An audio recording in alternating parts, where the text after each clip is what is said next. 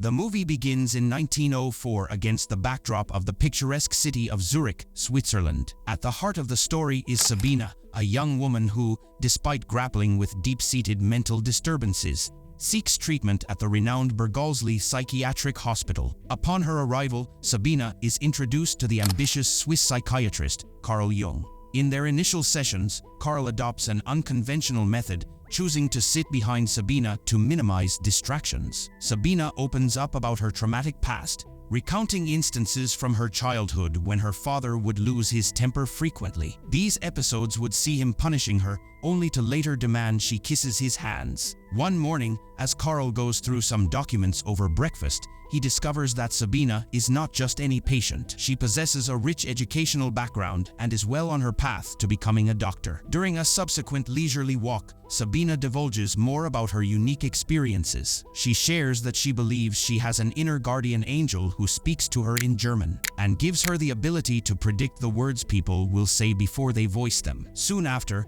Carl informs Sabina of his impending absence for a few weeks. In a display of agitation, Sabina unknowingly drops her coat. In a gesture of kindness, Carl tries to clean her coat with his walking stick, but this act triggers a reaction from Sabina, leading her to demand he stop. Upon Carl's return, recognizing Sabina's academic potential, he extends an invitation for her to collaborate with him professionally. During their work, they encounter Carl's wife, Emma, who is grappling with anxiety. Sabina deduces that Emma's anxieties might stem from a fear of losing her husband's attention. In a later scene, the narrative pivots to Emma who, having recently given birth to a daughter, is clouded by a sense of disappointment for not having a son. Carl steps in, providing comfort and reminding Emma of the irrationality of such feelings. As the story progresses, Carl's therapy sessions with Sabina delve deeper, uncovering layers of her psyche. A disturbing revelation emerges when Sabina confesses that feelings of humiliation, tracing back to her father's abusive behavior and even as recent as Carl's unintentional act with the walking stick, evoke in her a weird sexual arousal. 2 years later, Carl takes a significant journey to Vienna to meet the famed Dr. Sigmund Freud. The two pioneers in the field of psychology eagerly share insights about their patients, exploring differing methods and therapeutic approaches. Their profound discussions span hours, indicating the depth of their professional dedication. They end their meeting on a positive note, looking forward to future encounters. Later, the scene shifts to a cruise ship where Carl and Sabina find themselves spending time together. As they converse, they uncover mutual passions and intellectual pursuits. Their bond grows stronger. Sabina, inspired by their conversations, inquires about the possibility of her becoming a psychiatrist. Encouraged by Carl's supportive response, she contemplates her potential future in the field. Not long after this, Carl receives a letter from Freud, who is about to embark on a journey. Freud entrusts Carl with the care of a challenging patient, Dr. Otto. Despite Otto's undisputed genius as a psychoanalyst, his unpredictable behavior is well known. Freud holds Otto in high regard,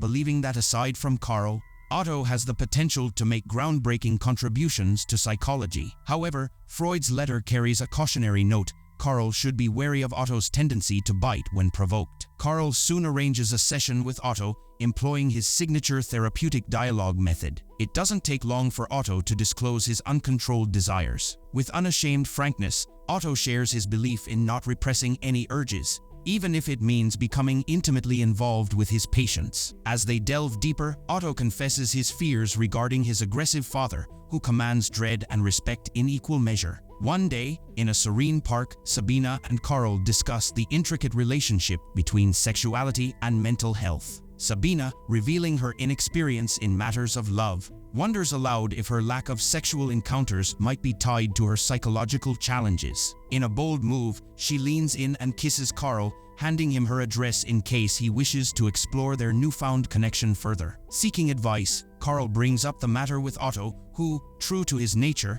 advises Carl to embrace his feelings for Sabina. In a surprising turn of events, Otto is shown in an intimate moment with a hospital worker. Seizing an opportune moment, he acquires a ladder from her and stages a daring escape from the institution. Carl soon discovers Otto's disappearance, along with a farewell letter. Otto's parting words are dramatic. He instructs Carl to inform Otto's intimidating father that he's dead. But Otto doesn't leave without giving one last piece of advice, urging Carl to surrender to his feelings for Sabina. On a fateful evening, Carl is drawn to Sabina's residence, where the two share an intimate moment. The next morning, Carl is greeted by a delightful surprise. Emma presents him with a boat, its sails dyed a vibrant shade of red. She knows it's something he's always dreamt of owning. With affection in her eyes, Emma tells Carl he is a wonderful man who deserves the best the world has to offer. However, the newfound intimacy between Sabina and Carl doesn't fade. Carl confesses to Sabina that their physical relationship is unlike what he shares with his wife, Emma.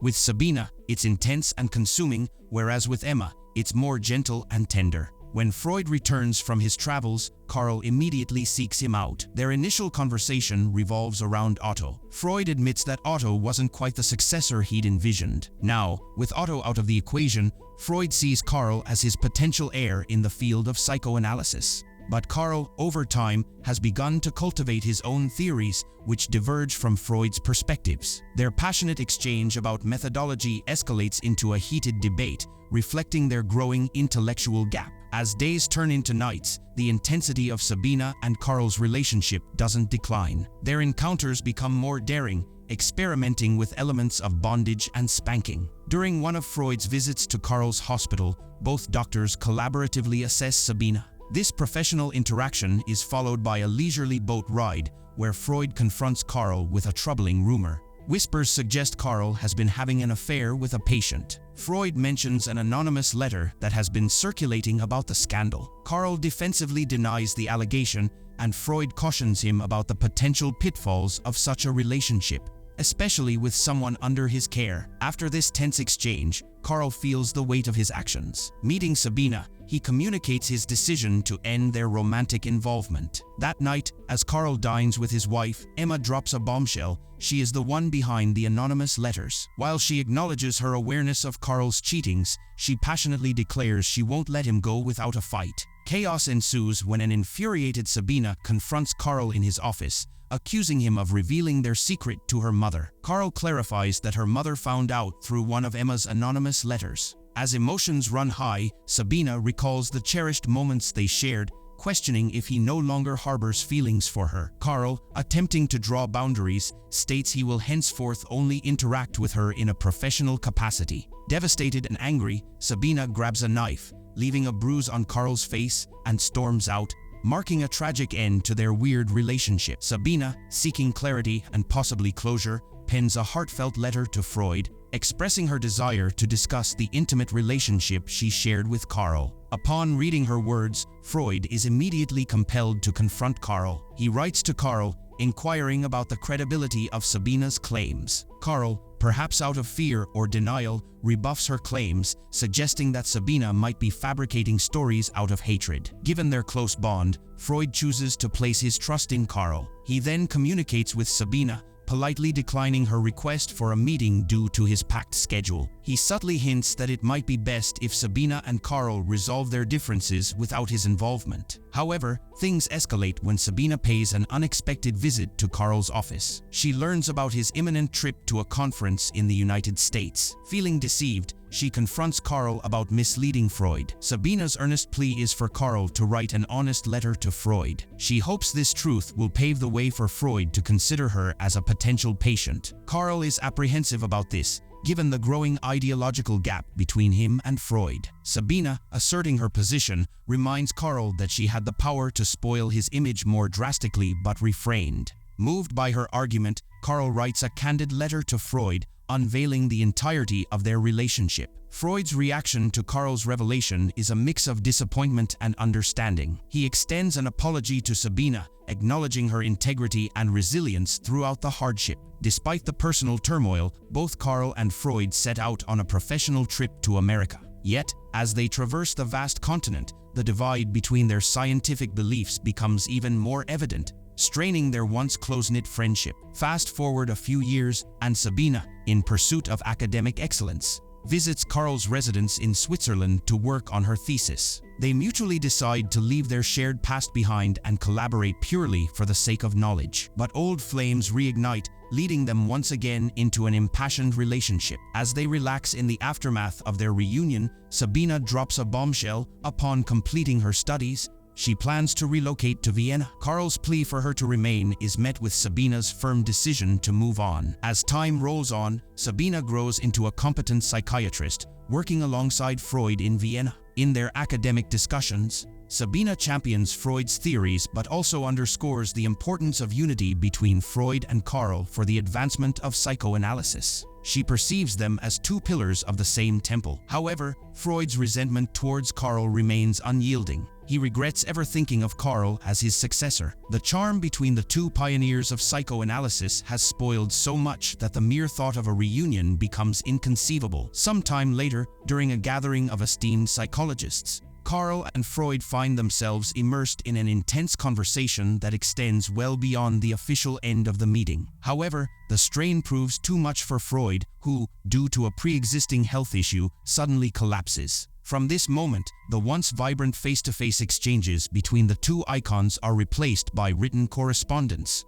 which over time diminishes and finally comes to a stop. About a year after this incident, Sabina, now a bright pregnant mother and wife to a Russian doctor, pays a visit to Emma's residence. As the two ladies converse over tea, Sabina reveals her hopes of having a daughter. Emma, with a hint of concern in her eyes, confides in Sabina about Karl's deteriorating mental state ever since his relationship with Freud fractured. She earnestly requests Sabina to speak with him, hoping that her presence might provide some comfort. Cut to a serene riverside setting, Karl is seen in a contemplative mood, seemingly detached from his work and feeling a deep sense of depression. Sabina joins him, and the two share an emotional conversation. Karl opens up about recurring nightmares he's been having, visions of an apocalyptic flood that wipes out cities and causes chaos. Just as he delves deeper into his thoughts, Sabina gently interrupts, informing him of her impending move to Russia with her husband. Curious, she inquires about his current romantic interest. Karl, with a nostalgic smile, mentions a woman named Tony, who brings back memories of the cherished moments he shared with Sabina. He reflects on how his relationship with Sabina played a pivotal role in his personal growth, but also acknowledges that some things are beyond change. Their heart-to-heart draws to a close as Sabina departs in a horse-drawn carriage, leaving Karl immersed in his reflections. The movie concludes with a note outlining the eventual fate of the four pivotal figures in the story. Otto meets a tragic end, dying to starvation in Berlin in 1920. Freud, after being driven out of Vienna by the advancing Nazis, dies to cancer in the safe confines of London in 1939. Sabina, despite her contributions to psychoanalysis in the Soviet Union, faces a heart-wrenching end at the hands of the Nazis in 1942, a fate shared with her two daughters. Karl, on the other hand, emerges from his period of mental turmoil and in the subsequent years becomes one of the world's most eminent psychologists, remaining active until his death in 1961.